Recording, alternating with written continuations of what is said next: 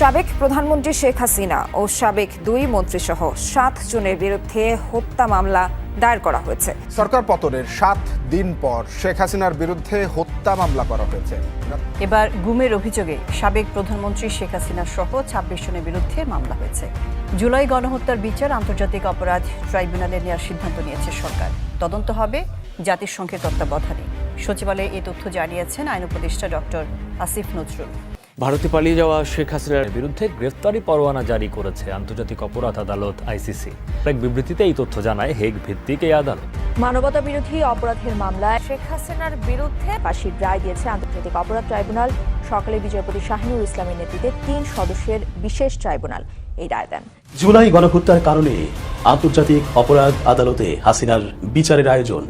বিশ্ব তোলপাড় করা ওই আদালতের রায়ে হাসিনা তার নিশ্চিত ফাঁসি হবে জেনে নানা কৌশলের আশ্রয় নেবার ব্যর্থ চেষ্টা চালাচ্ছে। শেখ হাসিনার কোনো অপচেষ্টাই এবার সফল হবে না, কারণ বাংলাদেশের জনগণ এবার সকলে ঐক্যমতে বসেছে। যেভাবে হোক শেখ হাসিনাকে শাস্তির মুখোমুখি করা হবেই, তাকে উপযুক্ত শাস্তি দেওয়া হবেই। এবং এই দাবিতে বাংলাদেশের বিভিন্ন পর্যায়ের মানুষের পাশাপাশি এবার স্বয়ং শেখ হাসিনার জন্মভূমি গোপালগঞ্জের মানুষও তারাও এবার আন্দোলন নেমে গেছে শেখ হাসিনাকে শাস্তির দাবিতে। আজকে তারা বিক্ষোভ সমাবেশ এবং আন্দোলন করেছে।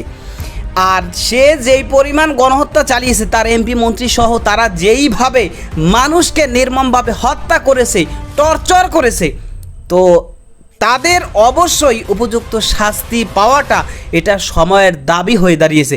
যেই কারণে কিন্তু ইতিমধ্যেই শেখ হাসিনা সহ তার এমপি মন্ত্রীদের বিরুদ্ধে একের পর এক ধারাবাহিকভাবে মামলা হতে চলছে। এবং অন্তর্বর্তীকালীন সরকারের যিনি আইন উপদেষ্টা রয়েছেন ডক্টর আসিফ নজরুল স্যার, তিনিও কিন্তু আজকে ঘোষণা দিয়ে দিয়েছেন যে আন্তর্জাতিক আদালতের মাধ্যমেই শেখ হাসিনাকে শাস্তির মুখোমুখি করা হবেই। তাকে কোনোভাবেই এই গণহত্যা থেকে রেহাই দেওয়া হবে না। এইবার শেখ হাসিনা ও তার এমপি মন্ত্রীরা তারা কোনোভাবেই আন্তর্জাতিক আদালত থেকে পালাবার আর কোনো সুযোগ পাবে না। দর্শক, এ বিষয়ের কিছু অংশ ভিডিওর শুরুতে শিরোনামে আপনারা দেখে এসেছেন, বিস্তারিত দেখবেন পুরো ভিডিও জুড়ে। এই বিষয়গুলো দেখার পূর্বে আপনাদের একটা অনুরোধ করব, যারা আমাদের চ্যানেলে নতুন আসছেন চ্যানেলটি সাবস্ক্রাইব করে অল ক্লিক করে বেল আইকনটি চালু করে দিবেন। তাহলে নিত্য নতুন পরিবেশন করা আলোচিত সংবাদগুলো অটোমেটিকভাবে আপনারা পেয়ে যাবেন। দর্শক, চলুন আমরা দেখব যে আন্তর্জাতিক আদালতে শেখ হাসিনার বিরুদ্ধে এবং তার এমপি মন্ত্রীদের বিরুদ্ধে যে পদক্ষেপ নেওয়া হয়েছে, তার মাধ্যমে সে যে ফাঁসির সাজা তার হতে যাচ্ছে এবং বাংলাদেশের পক্ষ থেকে যে মামলাগুলো তার বিরুদ্ধে হয়েছে আন্তর্জাতিকভাবে কিভাবে মূলত তার বিরুদ্ধে অ্যাকশন নেওয়া হচ্ছে, এবং আজকে যে গোপালগঞ্জের মানুষও সরাসরি শেখ হাসিনার শাস্তির দাবিতে আন্দোলনে ঝাঁপিয়ে পড়েছে, তারাও বা কি বলেছে, এ বিষয়গুলো আমরা একের পর এক দেখে আসি। ধৈর্য ধরে একটা লাইক দিয়ে ভিডিওটি দেখতে থাকুন।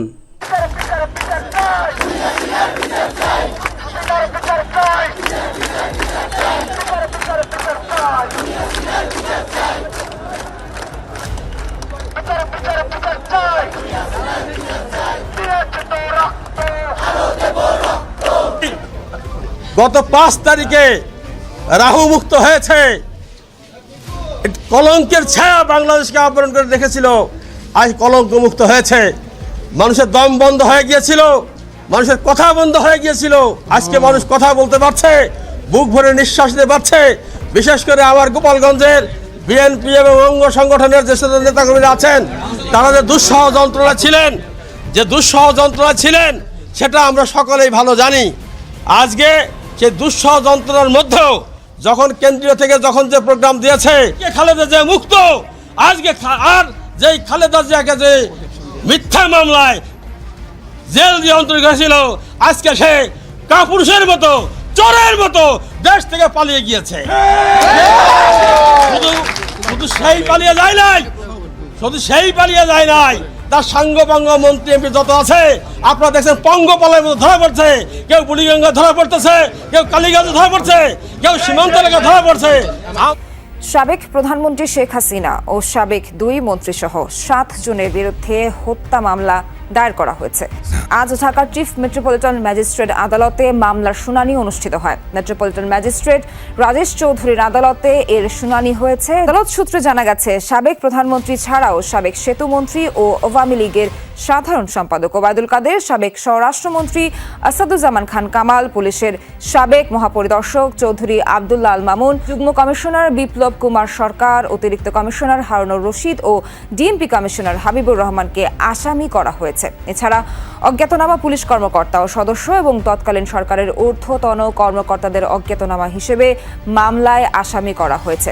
মামলার বাদী হয়েছেন আদাবর এলাকার বাসিন্দা ব্যবসায়ী SM আমির হামজা শাতিল।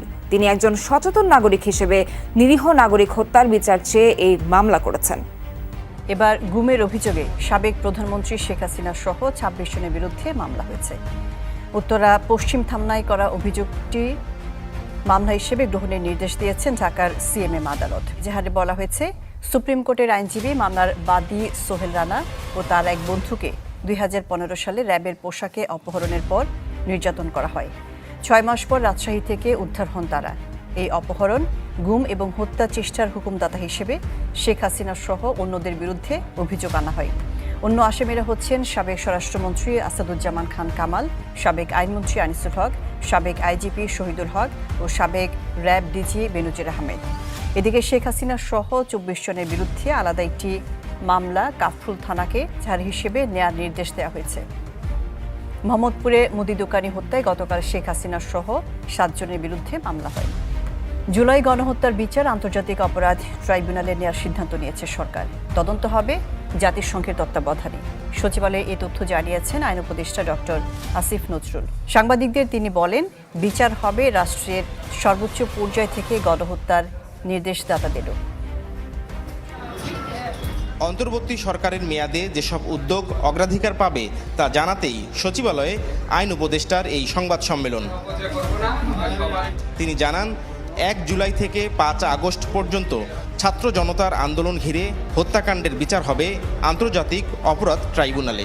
আন্তর্জাতিক অপরাধ ট্রাইব্যুনালে ওনাদের বিচারের জন্য আমরা ইতিমধ্যে একটা ছোটোখাটো গবেষণা মতো করে দেখেছি এই আইনের অধীনে এই হত্যাকাণ্ডের সাথে জড়িত ব্যক্তিরা এবং যারা আদেশ দিয়েছেন, বিভিন্নভাবে সহযোগিতা করেছেন, তাদের সকলকে বিচারের আওতায় আনা সম্ভব।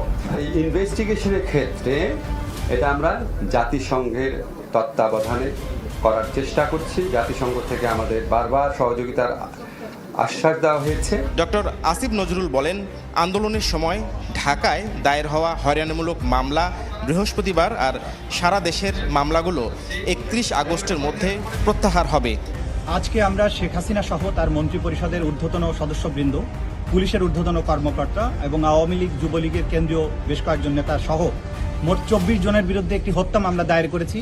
ঢাকার CMM আদালতে আমরা এই হত্যা মামলাটি আজকে দায়ের করি। মিরপুর 10 নম্বর গোলচক্কর এলাকায় ছাত্র আন্দোলন চলাকালীন সময়ে ফয়জুল ইসলাম রাজন নামে দ্বাদশ শ্রেণীর একজন ছাত্রকে পুলিশ সরাসরি তাকে বুকে গুলি করে হত্যা করার পরে তার চিকিৎসা গ্রহণে বাধা দেয় এবং আশেপাশে অসংখ্য ছাত্র সেই সময় আহত হয়। অনেকেই সেদিন মৃত্যুবরণ করে। এই মৃত্যুবরণকারী ছাত্রদেরকে তারা হসপিটালে নিতে দেয়নি, তাদের পোস্টমর্টেম পর্যন্ত করতে দেয়নি। এতদিন যাবত এই আন্দোলন চলাকালীন সময়ে মামলা করার সুযোগ ছিল না। এই জন্য নিহতের ভাই রাজীব বাদী হয়ে আজকে ঢাকার CMM আদালতে একটি হত্যা মামলা দায়ের করে। আদালত সেটিকে বিবেচনায় নিয়ে শুনানি অন্তে মিরপুরের কাফরুল থানাকে নির্দেশ দিয়েছেন এই মামলাটিকে একটা নিয়মিত FIR হিসেবে গ্রহণ করে যথাযথ ব্যবস্থা গ্রহণের জন্য। এই যথাযথ ব্যবস্থা গ্রহণের মধ্যে আসামিদের গ্রেপ্তার, তদন্ত এবং তাদের বিরুদ্ধে আইনানুগ ব্যবস্থার মাধ্যমে বিচারের জন্য সোপর্দ করা সবকিছু এর মধ্যে অন্তর্ভুক্ত রয়েছে।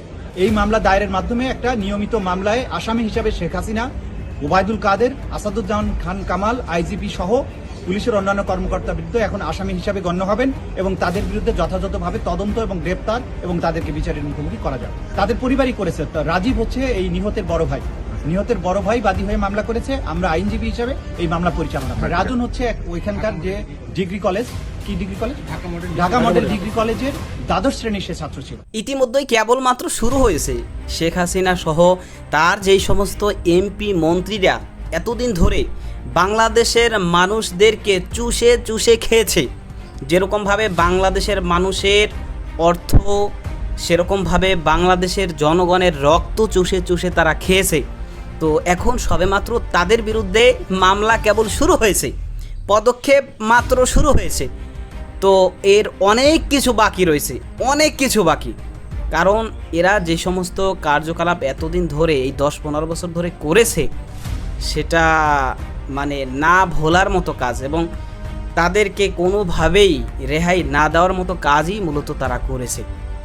যেরকমভাবে বাংলাদেশটাকে লুটে পুটে খেয়ে বাংলাদেশকে অর্থনৈতিকভাবে ধ্বংস করে দিয়েছে, ঠিক তেমনইভাবে সমস্ত স্তরের মানুষদেরকে, আপনি সাধারণ মানুষ বলেন, দলীয় মানুষ বলেন, বিরোধী দল বলেন, বা ওলামা ইকরাম বলেন, যাদেরকেই বলেন, সকল স্তরের মানুষদেরকে সে দমন পীড়ন করেছে। সকল স্তরের মানুষদের উপরে জুলুম, টর্চার এমনভাবে করেছে যেটা শাস্তি পাওয়াটা এখন কেমন যেন একটা সময়ের দাবি হয়ে দাঁড়িয়েছে।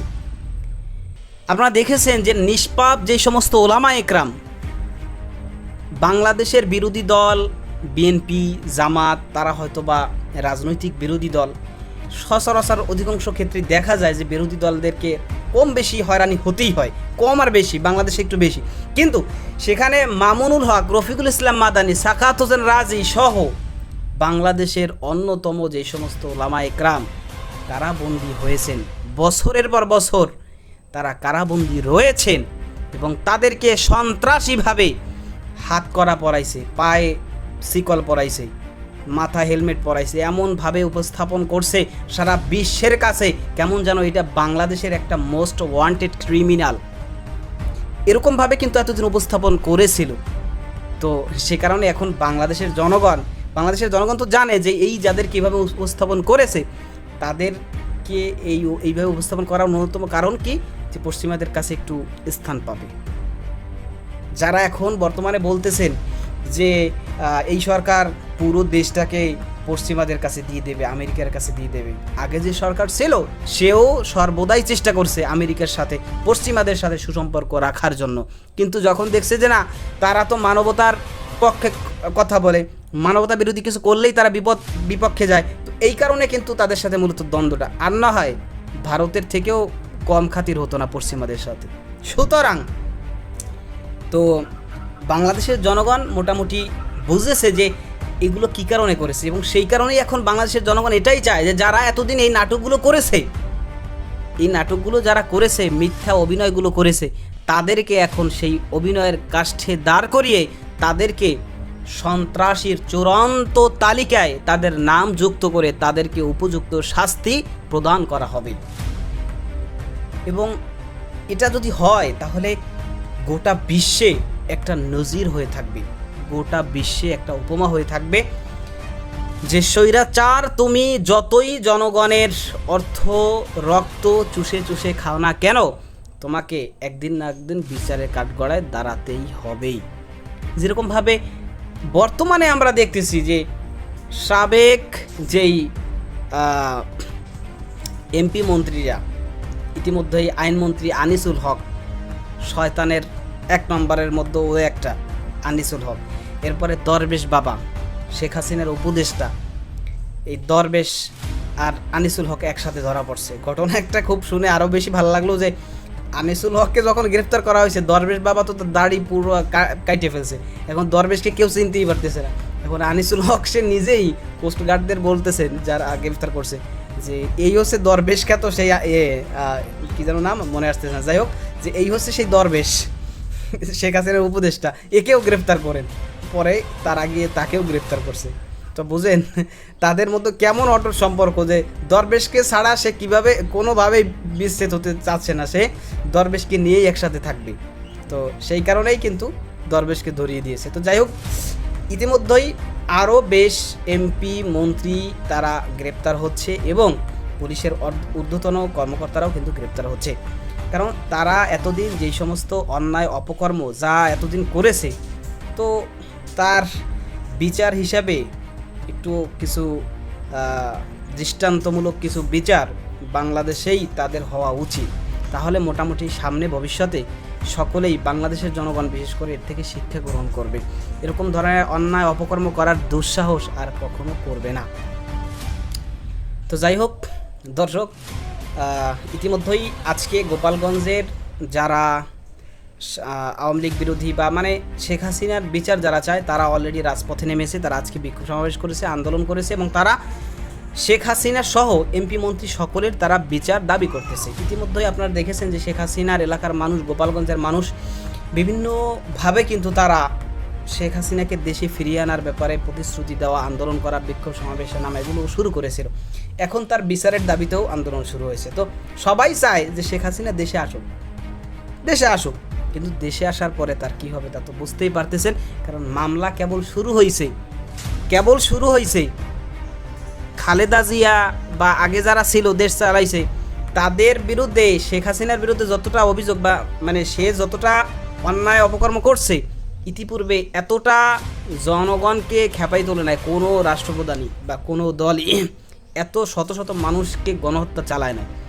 তো তাদের বিরুদ্ধেই কি পরিমাণ মামলা হয়রানি হয়েছে, তো আপনাদের বিরুদ্ধে কি হবে সেটা আপনারাই সামনে দেখতে পারবেন। যাই হোক দর্শক, যে বিষয়গুলো দেখলেন সম্পর্কে আপনাদের মতামত কি সেটা কমেন্ট সেকশনে জানাতে পারেন। ভালো থাকবেন, সুস্থ থাকবেন, দেখা হবে নতুন কোনো ভিডিওতে, কথা হবে নতুন কোনো বিষয়। আজকে পর্যন্তই, আসসালামু আলাইকুম রহমতুল্লাহ।